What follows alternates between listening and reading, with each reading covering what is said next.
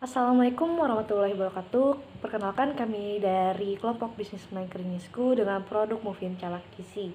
Di sini kami beranggotakan 5 orang. Yang pertama ada Rinda Setianul Fazri dengan NIM 164, saya sendiri Safa Afraifa dengan NIM 118, ada Firman Priyoga dengan NIM 132, Kavindi Pratama dengan NIM 038, dan Putri Ambarwati dengan NIM 169. Baik, langsung saja ke latar belakang.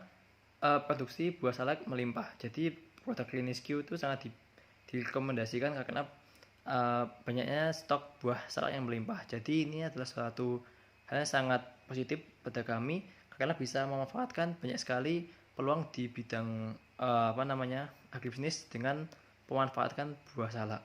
Kemudian ada juga nilai jual salak rendah dikarenakan harga jual salak saat panen raya. Nah, hal ini terjadi karena pada saat itu para penjual atau pengepul itu sedang membutuhkan uang, jadi mereka mengakomodir atau menjual harga dengan sangat rendah. Kemudian ada juga inovasi pengolahan komoditas salak yang masih sedikit. Nah, ini cukup menarik karena pada sektor buah salak sendiri masih sedikit sekali peminatnya. Maka dari itu kami ingin mengembangkan dengan produk kami yang mana mungkin bisa menambah suatu rekomendasi pada masyarakat bahwa buah salak itu memang layak untuk dikembangkan untuk kedepannya. Kemudian ada juga buah yang mudah mengalami kerusakan baik fisik atau mikrobiologi maupun kimia.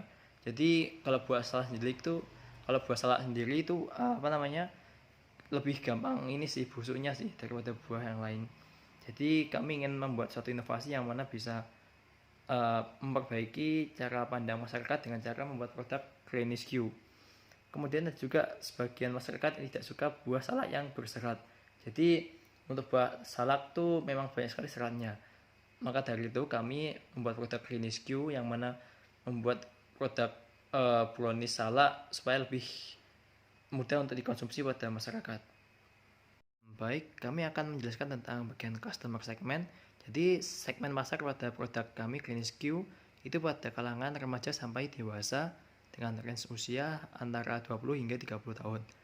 Itu terbagi atas beberapa sektor, yaitu para produk konsumen yang mungkin ingin ngemil tapi dengan sedangkan memiliki niatan untuk diet. Nah, ini sangat cocok karena produk Klinis Q sangat recommended jika dikonsumsi pada orang yang ingin diet tanpa mengambil banyak risiko. Kemudian ada juga bagian yang lain ketika para wisatawan pengunjung toko oleh-oleh. Nah, ini juga hal yang unik karena kami menjual suatu produk yang mana jarang sekali ditemui di tempat lain.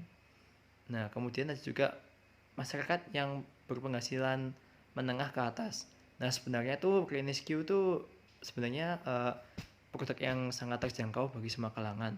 Namun karena ini branded, mungkin kebanyakan orang akan berpikir untuk menilai sebagai produk yang cukup untuk orang yang berpenghasilan ke atas. Kemudian juga terakhir bagi mahasiswa yang sedang mengurangi konsumsi gula. Nah, ini berkaitan dengan kesehatan, jadi mungkin ada beberapa teman-teman atau konsumen yang sedang mengalami gangguan kesehatan seperti diabetes dan lain-lain itu sangat cocok jika mereka ingin mengkonsumsi Klinis Q yang mana produk kami itu sangat rendah sekali akan konsumsi gula. Oke, nah selanjutnya produk Klinisku memiliki SOP tersendiri, yaitu yang pertama penawaran melalui via media sosial, yang kedua pemesanan, yang ketiga ada tahap produksi Klinisku dengan sesuai jumlah pemesanan. Namun ada tahapnya juga pembatalan, jadi di situ jika ada konsumen yang membatalkan pembeliannya diperbolehkan. Lalu tahap keempat yaitu ada COD atau kaitannya dengan marketplace atau kaitannya dengan ojek online, dan setelah itu selesai. Itulah SOP yang dibuat oleh produk Klinisku.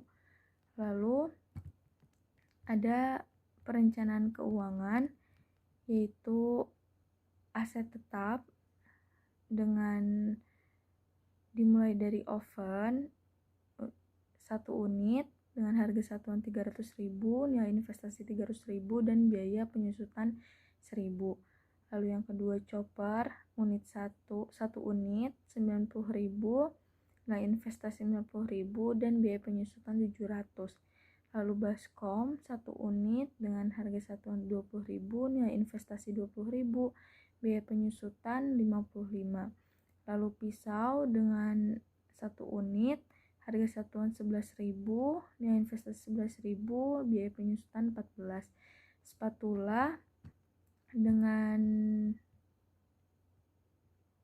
1 unit 10.000, ini investasi 10.000 dan biaya penyusutan 16. Lalu sendok 1 unit dengan harga satuan 5.000, nilai investasi 5.000 dan biaya penyusutan 7.000.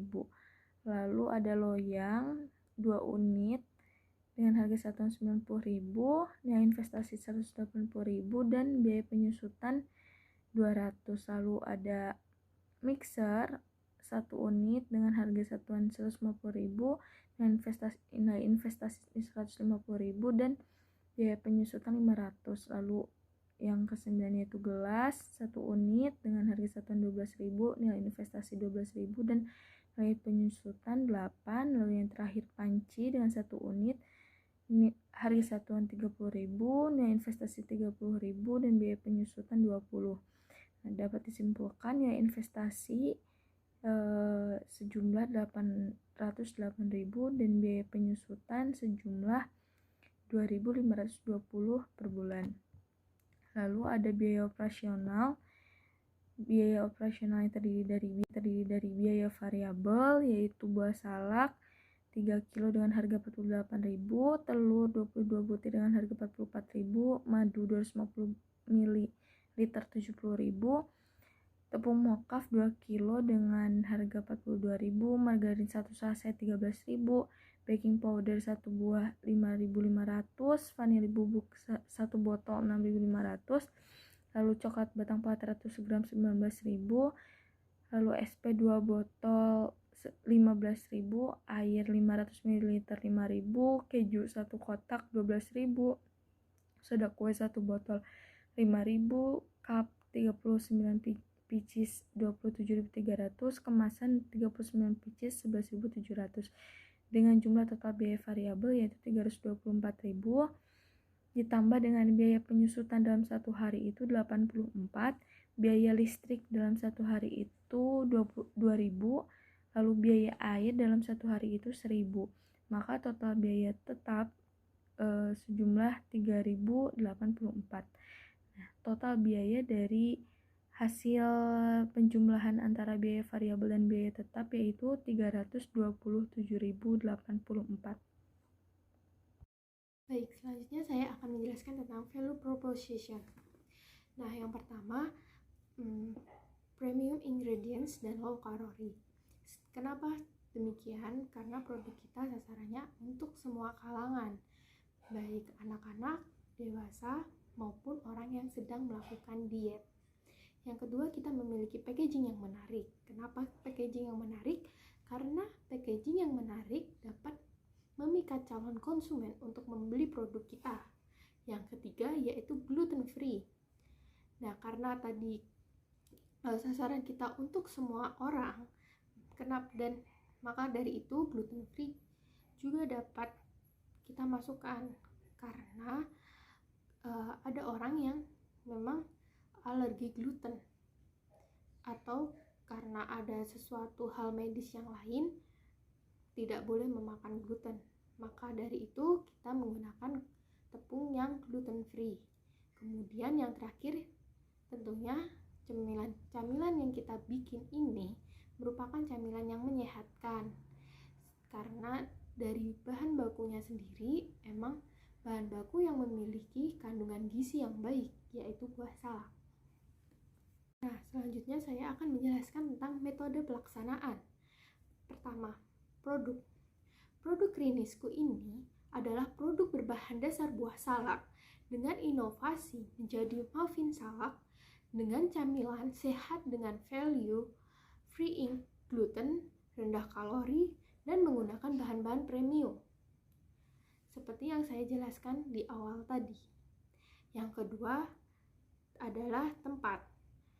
Memasarkan produk Klinisku ini salah satunya di tempat wisata di Sleman, via online di WhatsApp, IG, dan sekitarnya. Kenapa di Sleman? Karena kita mengambil bahan baku tersebut dari kebun salak yang ada di Sleman. Yang ketiga, harga. Muffin Klinisku ini dibanderol dengan harga 12.000 per cupnya. Sehingga menurut saya harga tersebut tidaklah terlalu mahal untuk semua kalangan konsumen kita. Dan yang terakhir yaitu promosi. Strategi promosi Klinisku ini dilakukan dengan menggunakan media sosial seperti WhatsApp, IG, dan media sosial yang lainnya. Nah, kemudian di sini saya akan menjelaskan tentang proses produksi. Yang pertama yaitu menyiapkan bahan baku. Bahan baku kita yaitu buah salak segar. Nah, buah salak ini dipilih yang buah yang segar dan berkualitas yang diambil langsung oleh petani salak. Nah, yang kedua yaitu pengupasan kulit salak. Nah, kita kupas kulit luarnya dan kulit ari salak yang tersebut. Dan kita menghilangkan juga bagian-bagian yang tidak terpakai seperti biji. Nah, setelah kita kupas dan kita potong-potong, nah kemudian lanjut ke tahap pencucian. Nah, di situ salak yang sudah kita kupas dicuci sampai bersih. Nah, setelah dicuci, salak tersebut ditiriskan untuk menghilangkan kadar air yang ada di salak tersebut bekas dicuci. Nah, setelah penirisan yaitu penggilingan. Buah salak yang sudah dipotong-potong, dicuci, kemudian ditiriskan, tersebut kemudian digiling. Nah, buah salak digiling ini untuk diambil sari buah yang digunakan dalam produksi muffin salak. Nah, setelah digiling yaitu kita mempersiapkan bahan-bahan lain untuk muffin salak. Nah, yang kita persiapkan pertama yaitu kita menyiapkan mangkok, terus kemudian coklat dan 2 sendok margarin, karena coklat ini yang kita lelehkan dahulu sebelum kita memulai produksi muffin salak. Nah, caranya yaitu coklat yang kemudian ditambah 2 sendok margarin kita lelehkan, atau dengan cara merebus air di bawahnya, kemudian coklatnya di atasnya, atau nama lainnya yaitu ditim. Nah, kita panaskan coklatnya sambil kita aduk-aduk sampai coklat tersebut meleleh. Nah, setelah meleleh kita matikan kompornya dan kemudian nunggu coklat tersebut untuk dingin. Kita menyiapkan bahan-bahan lain, yaitu kita menyiapkan kocokan telur yang sudah dicampur SP, kemudian dimasukkan tepung gluten free, kemudian masukkan buah salak dan bahan-bahan lainnya. Nah, setelah itu kita menyiapkan cup untuk mencetak muffin tersebut. Oke, selanjutnya saya akan menjelaskan mengenai penerimaan usaha Klinisku. Nah, mengenai penerimaan usaha Klinisku sendiri, yaitu Klinisku telah melakukan perhitungan laba rugi usaha dan didapatkan keuntungan sebesar Rp130.906 per hari kerjanya. Nah, keuntungan itu sendiri didapatkan dari hasil penjualan 39 unit produksi dengan penerimaan sebesar Rp458.000, dikurangi dengan biaya operasional sebesar Rp327.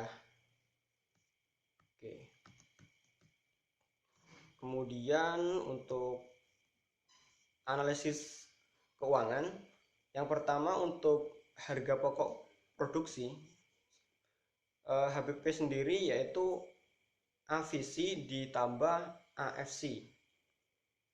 Untuk mencari AVC sendiri yaitu TFC dibagi dengan Q atau quantity, yaitu sama dengan 29.937 rupiah dibagi quantity 39 unit, jadi menghasilkan 767 rupiah. Untuk mencari AFC yaitu TVC dibagi Q, yaitu menghasilkan 10.109 rupiah. Jadi untuk HPP penjumlahan antara AVC dengan AFC menghasilkan 10.088,7 rupiah. Untuk BEP volume dicari dengan cara TFC dibagi P atau price dikurangi AVC atau average cost, yaitu menghasilkan sebesar untuk BEP volume sebesar 15.905 rupiah. Kemudian untuk BEP harga sendiri mencarinya yaitu dengan cara TC atau total cost dibagi Q atau quantity, itu menghasilkan sebesar 9.511 rupiah. Yang selanjutnya untuk payback period.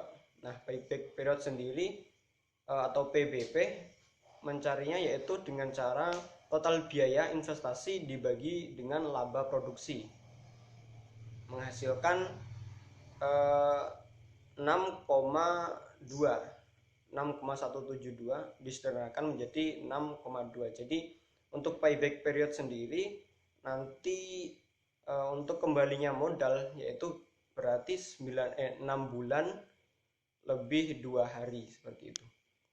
Untuk revenue atau cost atau RC ratio mencarinya dengan TR per TC atau total revenue dibagi total cost, itu menghasilkan 1,234. Jadi jika disederhanakan menjadi 1,2. Artinya RC ratio usaha ini layak untuk dijalankan karena RC ratio lebih dari 1 gitu. Oke, next. Struktur organisasi di perusahaan Mufin Salak yaitu ada 5. Yang pertama owner, pemilik bisnis. Yang kedua staf produksi.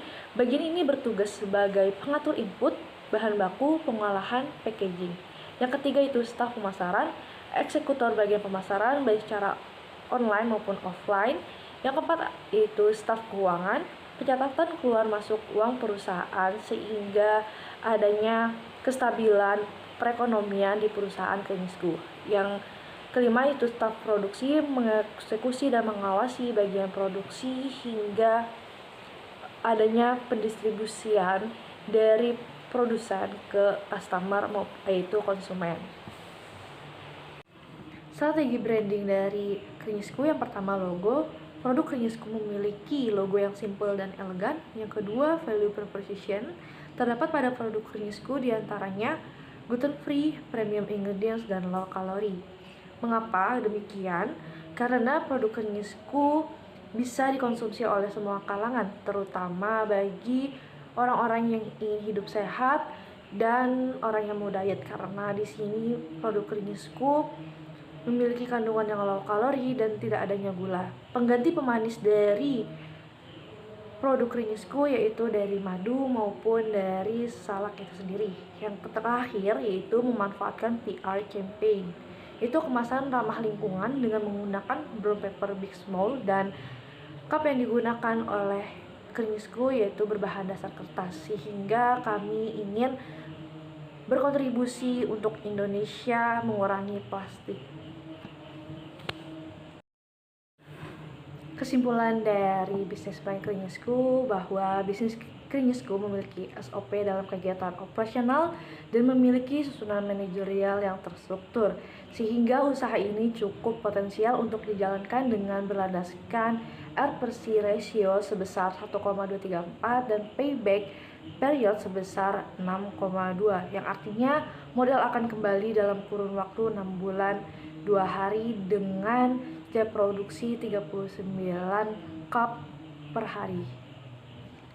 Sekian dari kelompok kami, kurang lebihnya mohon maaf. Wassalamualaikum warahmatullahi wabarakatuh.